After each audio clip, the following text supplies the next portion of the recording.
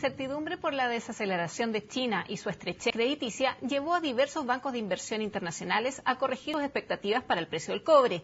De hecho, muchos analistas ya hablan del principio del fin de los buenos términos de intercambio. Para analizar este tema, estamos con Alexis Oces, jefe del Departamento de Análisis de Exdirect. ¿Cómo estás, Alexis? ¿Qué tal? Gracias por venir. Muchas gracias a ustedes. Primero analicemos por qué el precio del cobre depende tanto de lo que está sucediendo en China. Bueno, dependemos en general Chile de los ingresos que genera por el precio del cobre. Hoy día las exportaciones de cobre representan cerca de un 60% lo que genere fuera en exportaciones. Por lo tanto, China en sí es uno de los principales consumidores de cobre en el mundo y hoy día que China entra con una desaceleración y que el mercado empezaba a especular que podría entrar nuevamente en una burbuja inmobiliaria, se empezó a frenar un poco más el precio. Eso ha llevado a que el precio del cobre llegue a los niveles de $3 la libra, haya un riesgo mucho más alto de que tienda a romper ese nivel, pero principalmente está enfocado en China como consumidor en sí. Hoy día el consumo, el precio del cobre que se usaba para construir ferrocarriles, edificios, algunos, se está tratando de hacer otro uso en clínicas, principalmente en China, en la parte de la salud, como uno de los conductores que sea libre de casi de microbio en ese sentido. Así que termina siendo mucho más limpio tener energía de cobre, pero hoy día se está renovando el uso del cobre en general en el mundo. China usa aproximadamente, o consume, mejor dicho, casi el 42% del cobre mundial, ¿no?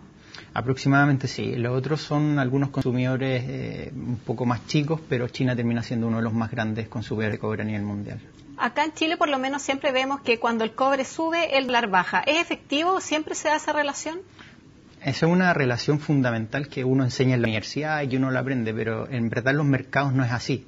La realidad dicta de que muchas veces tú ves subiendo el cobre y ves subiendo el dólar peso, entonces no encuentras una relación lógica en ese tipo de correlaciones. Hay una correlación entre los dos, sí, pero no es cerca a uno que uno diga que sube el cobre y baja el dólar peso. Hoy día, y por lo menos la última semana, lo que ha pasado con el precio del dólar peso, que sube y muchas veces vemos subiendo el precio del cobre, es principalmente el hecho de lo que está sucediendo con la Reserva Federal, con las especulaciones de China y sobre todo el entorno nacional que termina también aportando al pesimismo, sobre todo del peso chileno. Ya lo decía, justamente por la desaceleración de China y la estrechez de liquidez global que se prevé, los bancos de inversión han ajustado a la baja sus proyecciones para el precio del cobre. De hecho, Goldman Sachs cree que va a estar por debajo de los $3. ¿Cuál es el riesgo de que el cobre se nos caiga de los $3 la libra? Hay riesgos mucho más grandes, sobre todo porque Codelco está por lo menos en niveles de costo del precio del cobre en $2,7 aproximadamente. Algunas mineras privadas tienen costo mucho más bajo, pero en general el costo del precio del cobre o el costo de producir cobre ha aumentado bastante y esto se atribuye principalmente a energía. Tiene un costo muy fuerte en energía y eso es lo que ha hecho aumentar el precio del cobre en el último tiempo en términos de costo.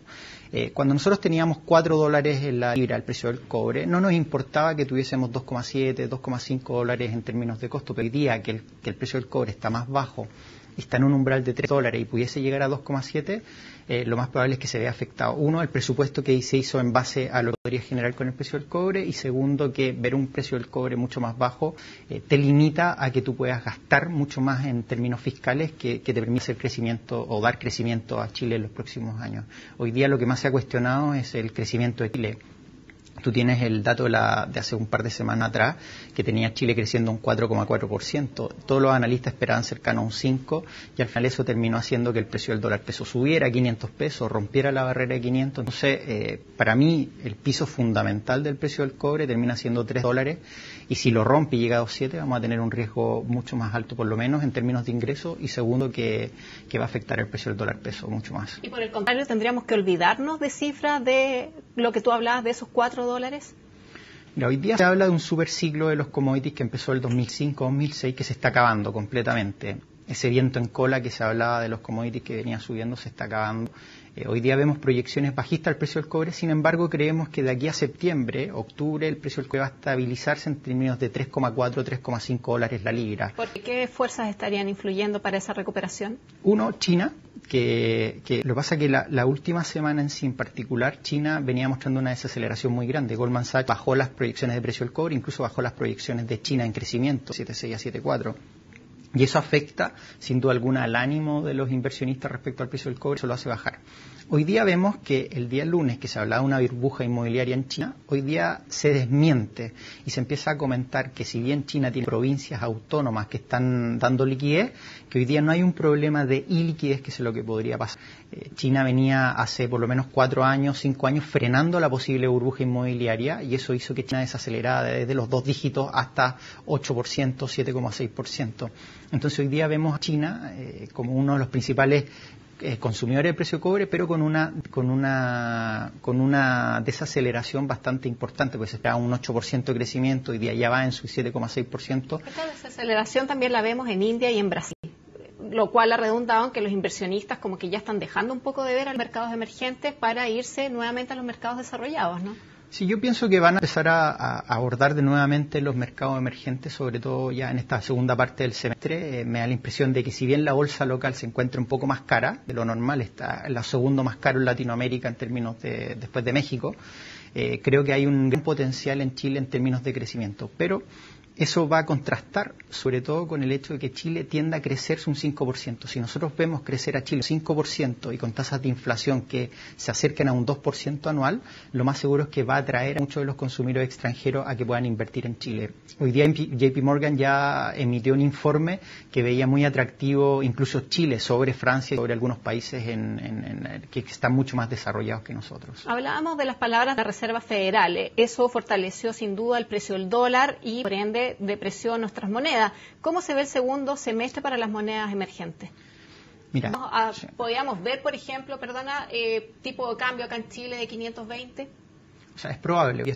La semana pasada estuvimos a 3 pesos de llegar a 520, pero para aquellos que invierten dólar o para aquellos que están preocupados del dólar, tienen que preocuparse de algunas cosas fundamentales que están pasando hoy día en el ámbito nacional.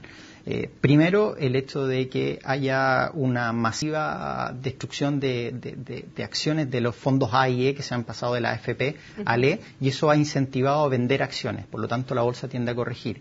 Hay un ánimo de elecciones ya este fin de semana y uno de los candidatos presidenciales comenta que podría subir los impuestos de 20 a 25%, eso va a hacer retroceder las bolsas absolutamente. Y por el otro lado tenemos el ánimo internacional, que es el hecho de que en particular Estados Unidos lo que está haciendo hoy día es tratando de fortalecer el precio del dólar, pensando en que las proyecciones de Estados Unidos van a crecer. Tenemos datos de inflación que podrían significar un 3% para Estados Unidos.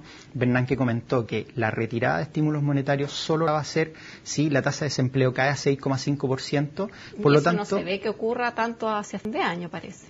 O sea, todo el mercado lo estaba asumiendo así la semana pasada. De hecho, claro, pero esta semana ya como que cambiaron las expectativas. De hecho, ayer precisamente cambiaron las expectativas solamente por el dato del PIB, que salió un 1,8%. Todo el mercado esperó un 2,5% y eso le permitía a Estados Unidos crecer mucho más de lo que proyectaba. Yo creo que las proyecciones de la Reserva Federal están hechas muy optimistas. Yo soy un poco más pesimista con Estados Unidos, por lo tanto creo que si bien muchos en el mercado están esperando retirar los estímulos en septiembre, octubre, yo veo más bien una retirada cercano a marzo del próximo año. Eso va a significar que el plan de estímulos monetarios va a seguir adelante y eso depreciaría el precio del dólar y probablemente el precio del dólar peso tienda a estar en septiembre, octubre en niveles de 4,90, 4,85. En ese sentido, como que tendríamos que alegrarnos un poco que a Estados Unidos le vaya tan bien.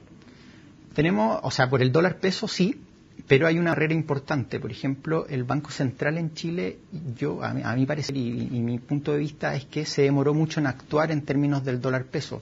Cuando el dólar peso estaba en 4,65 podría haber intervenido y haber bajado las tasas sin haber afectado lo que sucede hoy en el mercado. Si hoy día con un dólar peso en 410, 415 que podría llegar, si el Banco Central decide bajar las tasas, lo más probable es que tengamos un dólar peso en 520, incluso en 530. Por lo tanto, es un poco tardía la reacción en términos de mercado. Ahora, se entiende el hecho de que las proyecciones de Chile han caído en crecimiento, por lo tanto esperan tener ese dato para poder bajar las tasas. Pero me parece que no debiese haber una reducción de tasas, por lo menos en Chile, hasta septiembre, y eso va a significar que el dólar peso tienda a caer a 4,90 en los próximos meses. Brevemente, en una palabra, ¿hay que comprar, refugiarse en dólares, sí o no?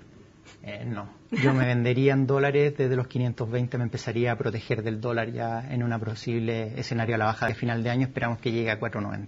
Bueno, Alexis, te agradezco tu tiempo por haber venido a Agenda Económica. No, muchas gracias a ustedes. Bueno, con este análisis del mercado de los commodities y del mercado cambiario, nos despedimos de una nueva Agenda Económica. Soy Carolina Ortega y los invito a seguir en CNN Chile.